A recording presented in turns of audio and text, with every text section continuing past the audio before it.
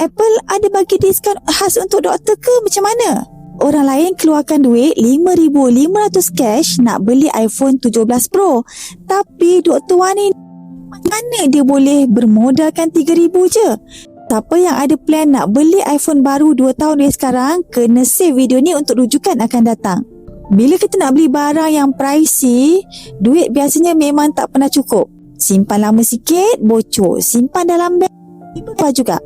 Bila nak beli, harga barang dah naik. Duit pula dah habis. So ini cara Dr. Wan ni kumpul duit untuk dia buat beli iPhone 17 Pro yang baru. Orang lain simpan duit, tapi beliau ambil langkah bijak, simpan emas. 2 tahun lepas, dia beli 10 gram dengan bermodalkan RM3,000 je. Tapi sekarang bila dia jual, dia dapat sekitar RM5,522. Jadi bila sampai masa nak beli iPhone tu, dia tak payah korek bank. Dia cairkan je emas 10 gram tu. Modal 3K dapat 5.5K. So bolehlah beli iPhone terus, siap ada ekstra lagi. Kalau anda jenis yang simpan duit selalu bocor, tukar strategi.